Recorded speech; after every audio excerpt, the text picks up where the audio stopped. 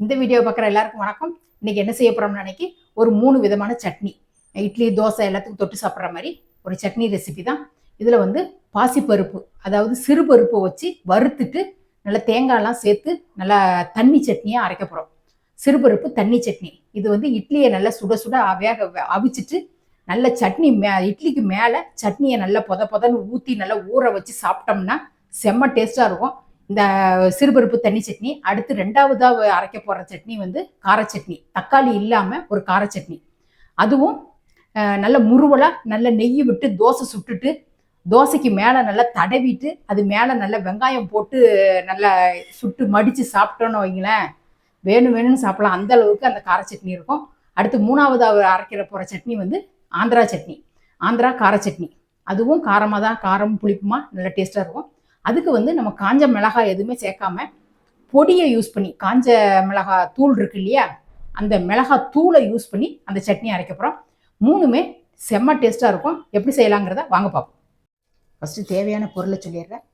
சிறுபருப்பு 3 teaspoon, இந்த 2 பத்தை தேங்காய், ஒரு 5 சின்ன வெங்காயம், 5 பல் பூண்டு, காஞ்ச மிளகாய் ஒரு 5 எடுத்திருக்கேன். 5ல் வந்து 3 வந்து காஷ்மீர் சில்லி, 2 வந்து நார்மல் சில்லி.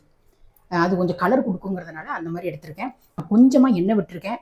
இப்போ நான் கட்டி பெருங்காயம் ஒரு சின்ன 2 துண்டு போடுறேன். இப்போ சிறுபருப்பை போட்டுறேன். தூள் பெருங்காயமாக வச்சுருந்தோம் அப்படின்னம்னா தூள் பெருங்காயத்தை லாஸ்ட்டாக தாளிக்கும் போது போட்டுக்கலாம்.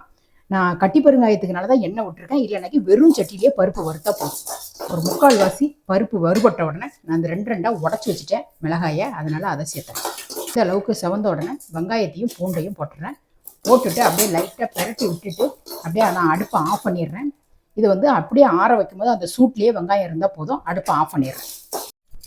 இப்போ வறுத்து ஆற வச்ச பொருள் எல்லாம் உள்ளே சேர்த்தாச்சு. இதோட இந்த தேங்காயை இப்போ சின்ன சின்னதாக கட் பண்ணி போட்டிருக்கேன், அதையும் சேர்த்துறேன். இந்த சட்னிக்கு தகுந்த மாதிரி ஒரு 1/4 டீஸ்பூன் கிட்ட கல்லுப்பு. இப்போ தாளிக்கிறதுக்கு 2 ஸ்பூன் கிட்ட எண்ணெய் விட்டுருக்கேன். இதில் 1 ஸ்பூன் கடுகு உளுத்தம்பருப்பு, இதில் ஒரு 4 சின்ன வெங்காயமும் ஒரு கொத்து கருவேப்பிலையும் உள்ளே சேர்த்துறேன். இது நல்லா செவந்து வரட்டும். இந்த அளவுக்கு செவந்த உடனே அரைச்சி வச்சிருந்த சட்னியை உள்ளே சேர்த்துட்டு, தண்ணி வந்து நல்லா தாராளமாக சேர்க்கலாம். ஏன்னு கேட்டால் பருப்பு போட்டிருக்கிறதுனால சட்னி வந்து நல்லா திக்காக தான் ஆகும். இன்னொன்று அப்புறம் வந்து நார்மல் மிளகா போட்டிங்கன்னு நினைக்கி 2 இல்லைனாக்கி 3 போட்டால் போதும். நான் வந்து காஷ்மீர் சில்லி போட்டிருக்கிறதுனால 5 போட்டிருக்கேன். காஷ்மீர் சில்லியில் அந்த அளவுக்கு காரம் இருக்காது. இந்த சட்னியில் எந்த அளவுக்கு தண்ணி சேர்க்கணுமோ சேர்த்துட்டு இப்போ லேசாக சூடு ஏறணுன்னா நான் இப்போ அடுப்பை ஆஃப் பண்ணிடுறேன். சட்னி ரெடி. தக்காளி இல்லாமல் கார சட்னி அரைக்கிறதுக்கு ஒரு 4 காஷ்மீர் சில்லியும் 3 நார்மல் சில்லியும் எடுத்திருக்கேன். இதை வந்து ஒரு சின்ன நெல்லிக்காய் சைஸ் புளி, இதை வந்து வெந்நியில் ஊற வச்சிடலாம். கொஞ்சம் சுடுதண்ணியில் ஊற வச்சோம் அப்படின்னம்னா நல்லா ஊறிட்டுருக்கும்.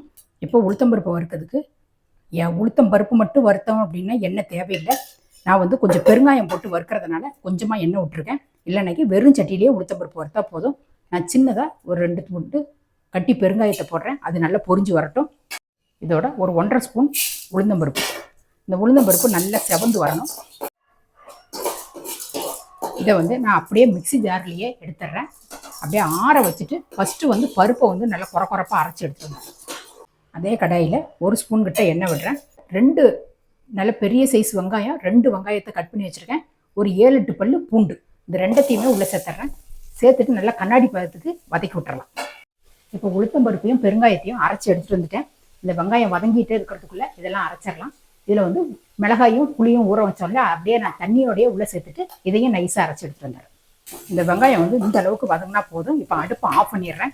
இதை ஆற வச்சுட்டு இப்போ மிளகாவும் புளியும் உள்ள தண்ணியோட சேர்த்ததையும் நைஸாக அரைச்சாச்சு. இப்போ எதுக்கு தனித்தனியாக அரைக்கும் அப்படின்னம்னா, இந்த மிளகா புளி இந்த உளுத்தம்பருப்பு அரைக்கிறதுக்கு லேட் ஆகும். வெங்காயம் வந்து ரொம்ப நைஸாக அரைக்கக்கூடாது. சும்மா 2 சுற்றி கொஞ்சம் அப்படியே குறன்னு இருக்கிற மாதிரி தான் வெங்காயத்தை அரைக்கணும். அதனால லாஸ்ட்டாக வெங்காயத்தை போட்டுட்டு 2 சுற்றி எடுத்துடலாம். இப்போ வெங்காயத்தை ஆற வச்ச வெங்காயத்தையும் இதோடய சேர்த்துட்றேன். சட்னிக்கு தகுந்த ஒரு 1/2 ஸ்பூன் கிட்ட கல்லுப்பு. தண்ணி தேவைப்பட்டால் சேர்த்துக்கோங்க, இல்லைனாக்கி அப்படியே அரைச்சி எடுத்துகிட்டு வந்துடலாம். இப்போ சட்னி தாளிக்கிறதுக்கு 2 ஸ்பூன் கிட்ட எண்ணெய் விட்டுருக்கேன். இதில் கடுகு உளுந்து, இதில் ஒரு கொத்து கருவேப்பிலை வச்சுருந்த சட்னியை சேர்த்துடலாம். இப்போ கொஞ்சமாக தண்ணியை சேர்த்துருவோம். சேர்த்துட்டு லைட்டாக சூடு ஏறி வரட்டும். இந்த சட்னியில் நான் கொஞ்சமாக வெல்லம் சேர்க்குறேன். உங்களுக்கு வெல்லம் டேஸ்ட்டு பிடிக்கிறவங்க வெல்லம் சேர்த்துக்கலாம். இல்லைன்னா கூட அப்படியே கூட இந்த சட்னியை ரெடி பண்ணி வச்சுக்கலாம். இதை கலந்து விட்டுட்டா சட்னி ரெடி. அதாவது தக்காளி இல்லாத புளி போட்ட சட்னி, கார சட்னி. இப்போ ஆந்திரா கார சட்னி அரைக்கிறதுக்கு வெங்காயம், பூண்டு, கொஞ்சமாக கொத்தமல்லி, ஒரே ஒரு பச்சை மிளகாய், கொஞ்சமாக புளி, உப்பு, அதுக்கடுத்து நம்ம மிளகாய் தூள் தான் போட்டு அரைக்க போகிறோம். இப்போ வந்து நான் எண்ணெய் ஒரு 2 ஸ்பூன் கிட்ட எண்ணெய் விட்டுருக்கேன். இதில் ஒரே ஒரு பச்சை மிளகாயை போட்டுக்கிறேன். இதோட ஒரு 10 பல் பூண்டு, இந்த வெங்காயத்தையும் உள்ள சேர்த்துறேன். நல்லா வதங்கி வரட்டும். அளவுக்கு கண்ணாடி பழத்துக்கு வதங்கினோடனே சின்ன துண்டு புளியை போடுறேன். இந்த சட்னிக்கு தகுந்த உப்பையும் சேர்த்துறேன். ஒரு 1/2 ஸ்பூன் கிட்ட மிளகாத்தூள், வெறும் மிளகாத்தூள், கொஞ்சமாக மஞ்சப்பொடி. அப்படியே அடுப்பை நல்லா ஸ்லோவாக வச்சுட்டு மிளகாத்தூள் கருகாத அளவுக்கு அப்படி ஒரு பெரட்டலாம். நம்ம வீட்டில் வந்து காஞ்ச மிளகாய் எதுவுமே இல்லாதது அன்னைக்கு இந்த மாதிரி ஒரு சட்னியை வந்து அரைச்சிக்கலாம். அதனால தான் ஒரு ஐடியா தான். காஞ்ச மிளகாய் தூளை போட்டு நம்ம சட்னி அரைக்கலாம். நல்ல ஒரு கைப்பிடி அளவுக்கு பச்சை கொத்தமல்லி சேர்த்துட்டு அப்படியே ஒரு கிளறி விட்டுட்டு நான் இப்போ அடுப்பை ஆஃப் பண்ணிடுறேன். இதை ஆற வச்சுட்டு அரைச்சிட்டு வந்துடுறேன். ஒரு 2 ஸ்பூன் கிட்ட எண்ணெய் விட்டுக்கிறேன். கொஞ்சமாக கடுகு உளுந்து, ஒரு கொத்து கருவேப்பிலை, இந்த சட்னியை உள்ள சேர்த்துக்கலாம்.